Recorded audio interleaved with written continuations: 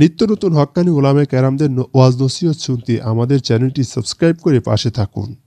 যখন ইমানদারের দুঃখ হয়, কষ্ট হয়, বিপদ হয়, তখন সে সবর করে, ধৈর্য ধারণ করে, আল্লাহর ফয়সালাকে মেনে নেয়।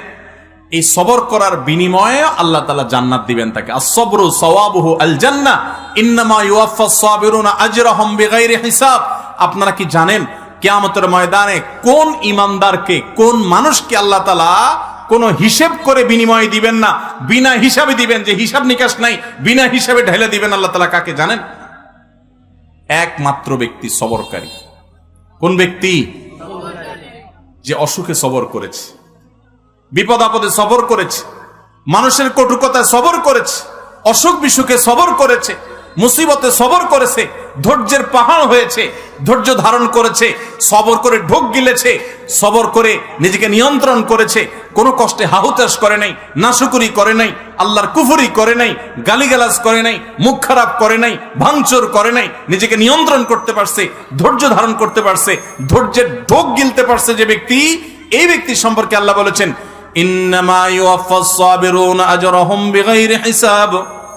সবরকারীদের বিনিময় আল্লাহ রাব্বুল আলামিন কিয়ামতের ময়দানে কোনো হিসাব নিকেশ করা ছাড়া, তুমি নামাজ কয় ওয়াক্ত পড়ছো, রোজার কতগুলোর সওয়াব পাবা, সুবহানাল্লাহ কতবার পড়ছো, আলহামদুলিল্লাহ কতবার পড়ছো, কয়বার কোরআন খতম দিছো, কয়বার কি ভালো কাজ করছো, এই সমস্ত হিসাব নিকেশ নাই বান্দা। তুমি সারা জীবন সবর করেছো, সব ক্ষেত্রে সবর করেছো, আজকে তোমার দেওয়ার ক্ষেত্রে কোনো হিসাব নিকেশ নাই, বিনা হিসাবে আল্লাহ তাআলা ঢাইলা দিবেন।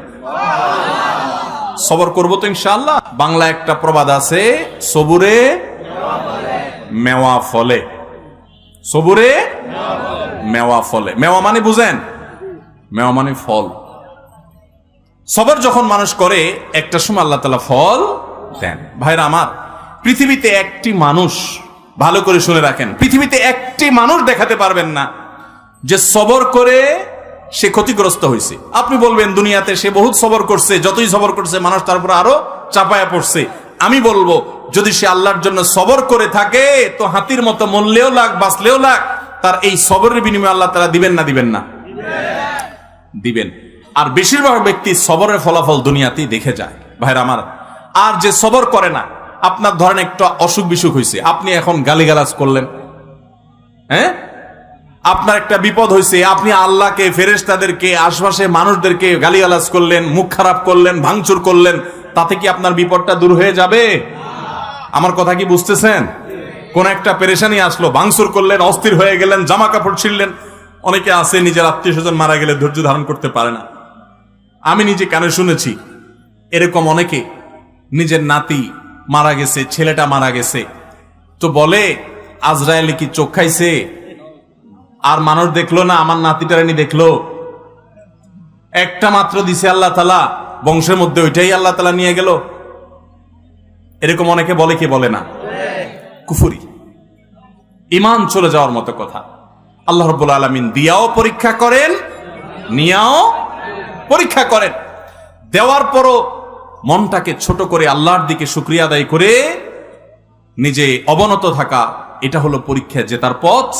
আর আল্লাহ যখন নিয়ে যান তখন সবর করে ঢোক গিলতে পারা, এটা হলো সবর। আল্লাহ আমাদের সবাইকে তৌফিক দান করুন। আমরা সবর সবাই করি। কখন করি? মনে করেন মসজিদ থেকে বাইরে দেখেন জুতাটা নাই, মোবাইলটা ভুলে উজুখানায় থুইয়া মসজিদে ঢুকছেন, এসে দেখেন মাত্র নামাজ পড়ে আসছেন, টুপিটা মাত্র খুলছেন, এখন দেখেন মোবাইলটা নাই, জুতাটা নাই। এবার চোরের মা বাপ, 14 গোষ্ঠী, চাচা চাচি, নানা দাদা যা আছে একটা একটা করে লিস্ট তালিকা ধরে গালিগালাজ করলেন। করে টোরে যখন দেখছেন হ্যাঁ গালিগালাজ করে তো লাভ নাই, চোর তো নিয়ে পালাইছে।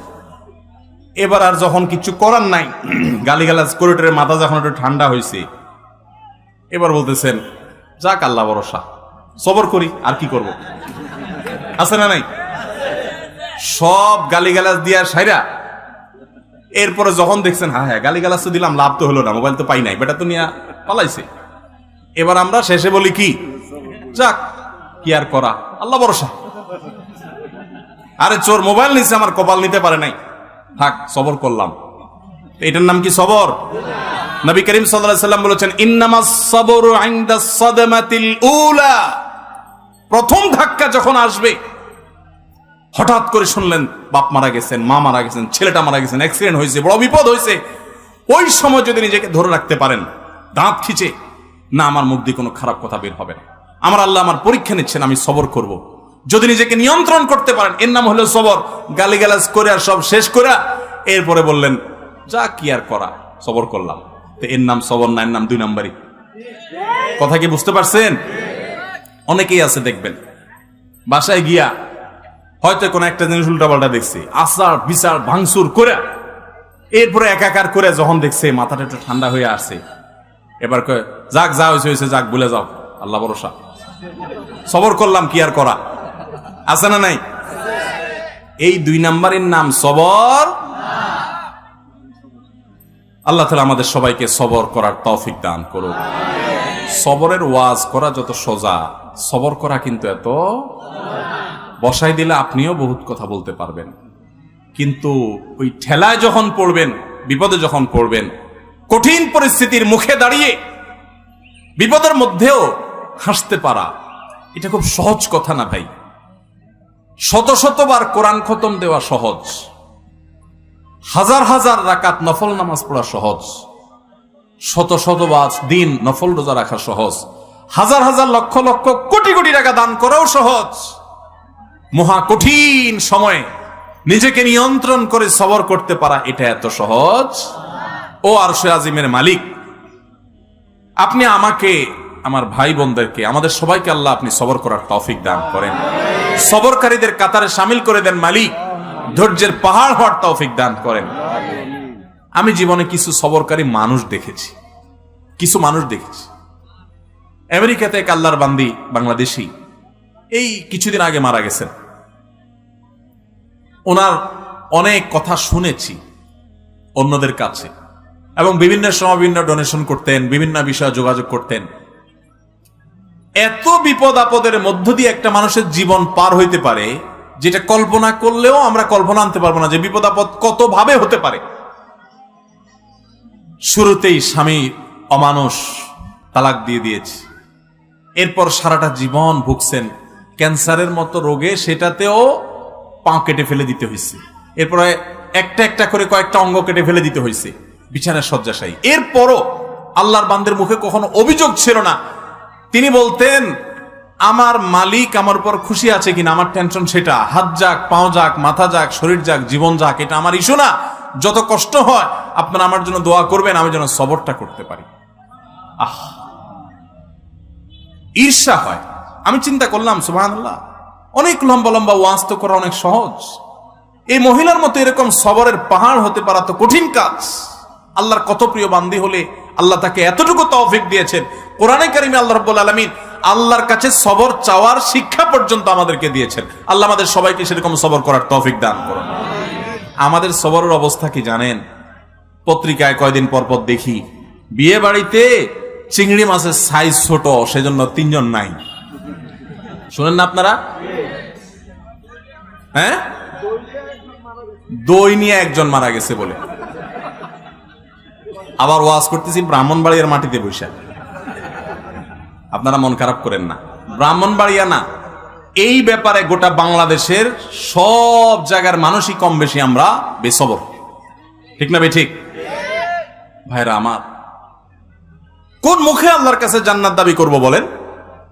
নবীদেরকে জীবন্ত করাত দিয়ে টুকরা করে ফেলা হয়েছে, আগুনে নিক্ষেপ করে ফেলে দেওয়া হয়েছে, একটার পর একটা ভয়াবহ পরীক্ষা নেওয়া হয়েছে। আল্লাহর নবী হওয়ার পর, আল্লাহর রাসূল হওয়ার পর তিলে তিলে তিলে তিলে আল্লাহ তাআলা তাদের পরীক্ষা নিয়েছেন, কষ্ট দিয়েছেন। শুধু তাদের নয়, নবী সাল্লাল্লাহু আলাইহি ওয়াসাল্লাম বলেছেন ইন্নাল্লাহা ইযা আহাব্বা কওমান ইবতালাহুম, আল্লাহ যখন কোন জাতিকে, কোন সম্প্রদায়কে, কিছু মানুষকে যখন আল্লাহ বড় বেশি ভালোবাসেন, তখন আল্লাহ তাদের পরীক্ষা করেন, তাদের বিপদ দেন, মুসিবত দেন, একটার পর একটা, একটার পর একটা মুসিবত দিতে থাকেন, আল্লাহ পরীক্ষা করেন। আল্লাহ বান্দার ঈমানকে পরখ করেন।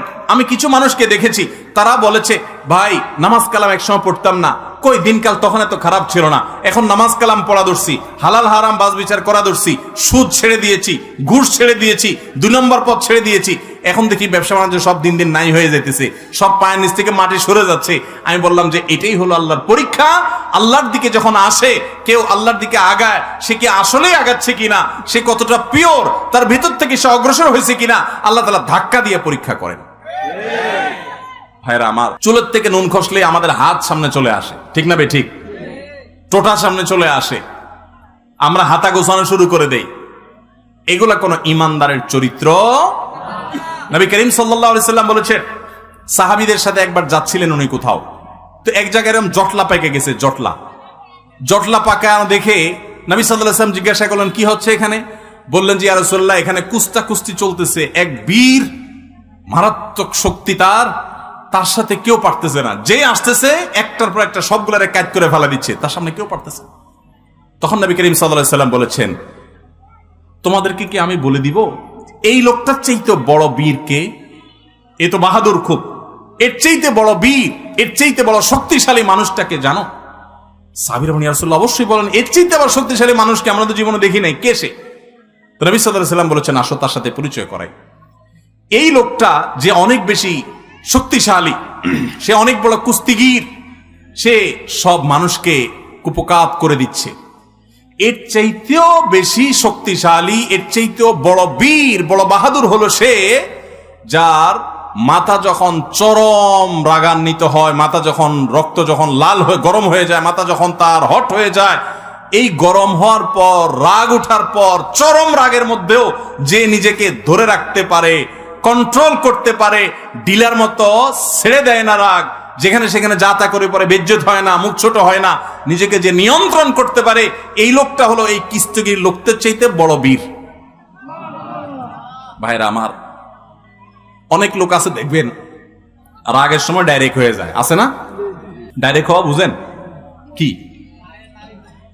মুখ দিয়ে যা আসে তা ছেড়ে দিস, হাত দিয়ে যা আছে ভেঙে ছেড়ে দিছি।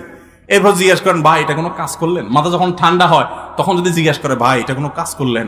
পাপের বয়সে লোকটা গায়ে হাত দিলেন, এভাবে মুখ খারাপ করলেন, আপনি এটা শিক্ষিত মানুষ ভাই, এভাবে আপনি এই জিনিসটা ভাঙচুর করলেন, জিনিসটা কি দোষ ছিল ভাই? যখন জিজ্ঞেস করবেন তখন কি বলবে? আর এসব বলো না, আমার মাথা ঠিক আছে না। তো মাথা ঠিক না থাকলে তার নাম কি? তার তো হসপিটালে থাকা উচিত। লজ্জাও হয় না যে সে আবার বলতেছে মাথা ঠিক আছিল না। মাথা ঠিক আছিল না মানে তুমি তো পাগল ছিলে, এটা বলো যে আমি মেন্টাল। ভাইরা আমার, এইরকম মেন্টাল মানুষ আমাদের সমাজে ভরা, ঠিক না বে ঠিক? সমাজে ভরা। ডাইরেক্ট হয়ে যায় যে এটা তো ডায়রিয়ার রোগীর মতো। ডায়রিয়ার রোগীর যখন ডাইরেক্ট হয়ে যায় তখন বেচারারা কন্ট্রোল নিজের প্রতি থাকে না, টয়লেট পর্যন্ত যাইতে পারে না, আগেই কাম সারা যায়, ঠিক না বে ঠিক? তো যে ব্যক্তির রাগ আসার পর এটা ধরে রাখতে পারে না, কন্ট্রোল করতে পারে না, ছেড়ে দেয়, যেখানে সেখানে যা তা ঘটায় ফেলায়, এই ব্যক্তি হলো এই ডায়রিয়ার রোগীর মতো ডাইরেক্ট হয়ে গেছে, লুজ হয়ে গেছে। এই সমাজে টাইট মানুষ বেশি না লুজ মানুষ বেশি? এখন কি টাইট হবেন না লুজ হবেন? নিজের সঙ্গে সংগ্রাম করবেন যে না, যত কঠিন পরিস্থিতি আসুক আমার মুখ খারাপ হবে না, মুখ দিয়ে গালি বের হবে না, হাত ছুটবে না, আমি অন্যায় করব না, আমি নিজেকে কন্ট্রোল করব। আল্লাহ আমাদের সবাইকে সেই তৌফিক দান করুন। ভাইরা আমার, এরকম হটমেজাজি মানুষগুলো সুস্থ না অসুস্থ? এই অসুস্থ মানুষগুলো আবার নিজের রাগ নিয়ে অনেক সময় বড়াই করে দেখবে, বলবে কি জানেন? আরে ভাই জানেন না, উল্টা পাল্টা দেখলে আমার মাথা ঠিক থাকে না, এরকম বলে না? বলার সময় ভাবসাব এমন যে উনি বিরাট বেটাগিরি জাহির করে ফেলছে, তাই না? যে উনি অন্যায় দেখলে ওনার মাথা ঠিক থাকে না। এই একই লোক সারাদিন আকাম করতেছে ঠান্ডা মাথা, নিজের অন্যায়ের বেলা ওনার মাথায় কোনো অসুবিধা, আরেকজনেরটা দেখলে শুধু মাথা কি হয়ে যায়? গরম হয়ে যায়। খবর নিয়ে দেখলে, টেস্ট করলে দেখা যাবে আমাদের বেশিরভাগই এই অবস্থা। আল্লাহ আপনি আমাদের সবাইকে সুস্থ হওয়ার তৌফিক দান করুন, আমাদের সবাইকে মুসলমান হওয়ার তৌফিক দান করুন।